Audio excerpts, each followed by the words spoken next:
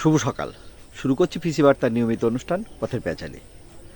আজকের পথের প্যাচালিতে সারা দেশে হামে আক্রান্ত শিশু কি নিষ্ঠুরভাবে মারা যাচ্ছে সেই বিষয়ে কথা বলতে চাই। আপনারা জানেন, গত প্রায় 2.5 মাস ধরে বাংলাদেশের বিভিন্ন হসপিটালে, বিশেষ করে বিশেষায়িত শিশু হসপিটালগুলোতে হামজনিত রোগে আক্রান্ত হয়ে শিশু মৃত্যুর হার প্রতিদিনই বাড়ছে, মৃত্যুর সংখ্যা প্রতিদিন বাড়ছে।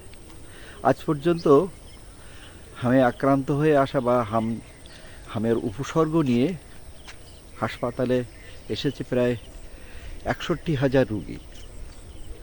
তার মধ্যে থেকে প্রায় 550-র কাছাকাছি হামে আক্রান্ত শিশু কিন্তু মৃত্যুবরণ করেছে। এই সংখ্যাটি কোনোভাবেই উপেক্ষাযোগ্য নয়।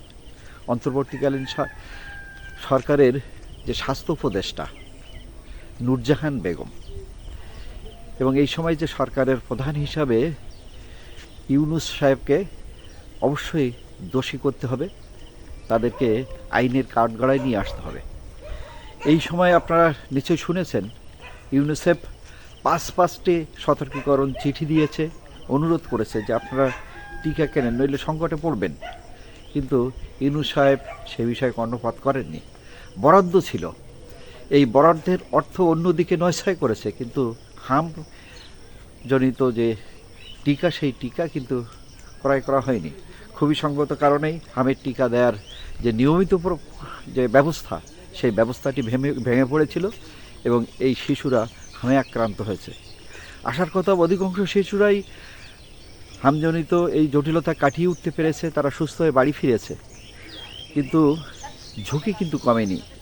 এই হামে আক্রান্ত শিশুদের কিন্তু আরও বেশ কিছু জটিল অসুখ হওয়ার ঝুঁকি আছে। মস্তিষ্কের বিশেষ যে হ্যামারেজ হওয়ার যে ঝুঁকি, সেই ঝুঁকিটা কিন্তু রয়ে গেছে।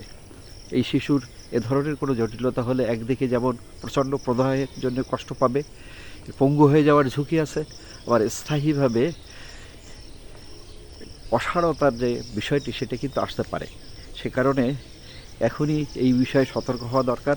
এই শিশুদেরকে নজরদারির ভেতরে রাখা দরকার, তাদের শরীরে কোনো পরিবর্তন হচ্ছে কিনা সেই বিষয়গুলো দেখা দরকার।